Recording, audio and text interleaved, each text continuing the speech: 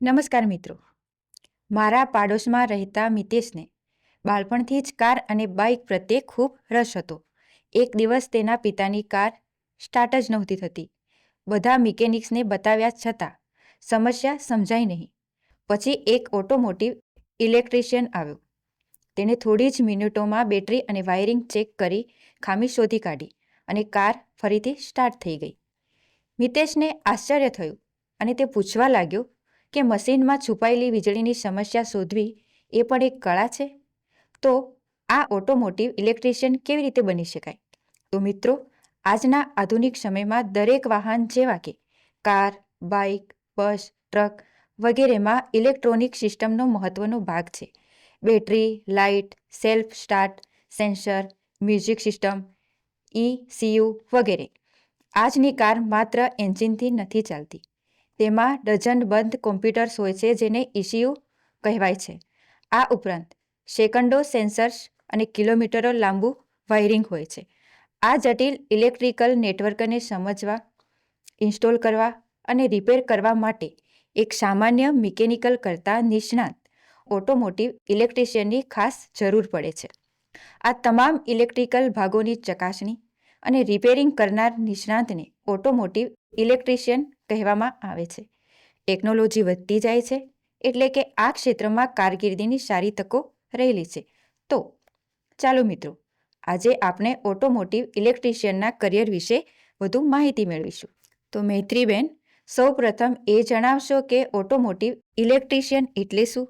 જી હા, automotive electrician એટલે વાહનોમાં રહેલી ઇલેક્ટ્રિકલ અને ઇલેક્ટ્રોનિક સિસ્ટમની તપાસ, જાળવણી અને મરામત કરનાર કુશળ ટેકનિશિયનને ઓટોમોટિવ ઇલેક્ટ્રિશિયન કહેવામાં આવે છે.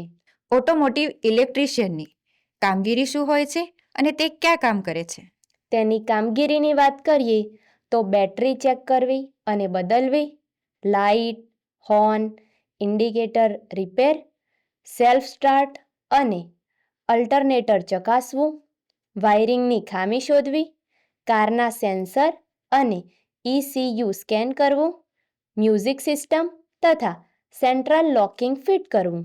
તેમના કાર્યસ્થળની વાત કરું તો કાર તથા bike garage, auto service centre, automobile કંપનીના showroom, transport company workshop, service station અન્ય સ્થળે કાર્ય કરી શકે છે અને સ્વરોજગાર તરીકે પોતાનું વર્કશોપ શરૂ કરવાની તક પણ મળી શકે છે.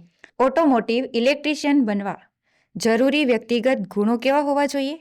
તેના વ્યક્તિગત ગુણોની વાત કરીએ તો ઓટોમોબાઈલ ઇલેક્ટ્રિકલ સિસ્ટમ અંગે જ્ઞાન, ટેકનિકલ ડ્રોઈંગ અને વાયરિંગ ડાયાગ્રામ સમજવાની ક્ષમતા, સાધનો અને ટેસ્ટિંગ ઉપકરણોનો યોગ્ય ઉપયોગ, સમસ્યાને ઓળખવી અને તેને યોગ્ય ઉકેલ લાવવાની કુશળતા, ધ્યાન અને ચોકસાઈ, સલામતી પ્રત્યે જાગૃતિ જેવા ગુણો હોવા જરૂરી છે.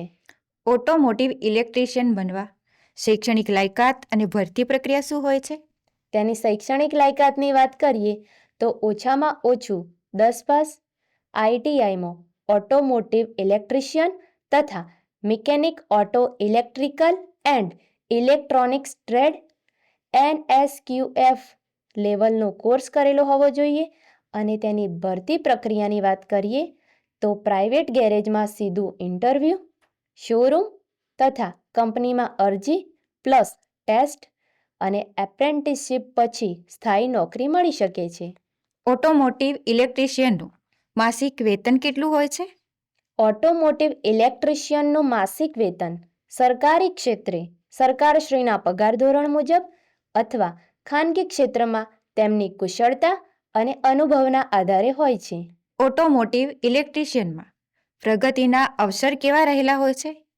હા, પ્રગતિના અવસરની વાત કરીએ તો senior technician, workshop supervisor, service adviser અને તે પોતાનું ગેરેજ શરૂ કરી શકે છે અને વિદેશમાં રોજગાર માટેની તક પણ મળી શકે છે.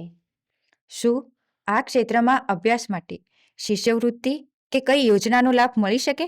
જી હા, આ અભ્યાસ માટે પ્રધાનમંત્રી કૌશલ વિકાસ યોજના, રાષ્ટ્રીય શિષ્યવૃત્તિ portal scholarships.gov.in, digital Gujarat scholarship માટેનું પોર્ટલ digitalgujarat.gov.in પોર્ટલની મદદ લઈ શકાય છે. ઓટોમોટિવ ઇલેક્ટ્રિશિયન એ વાહનની વીજળીનો ડૉક્ટર છે. ટેકનોલોજીના યુગમાં દરેક વાહન વધુ ઇલેક્ટ્રોનિક બનતું જાય છે, એટલે આ ક્ષેત્રમાં રોજગારની માંગ વધતી રહેવાની છે.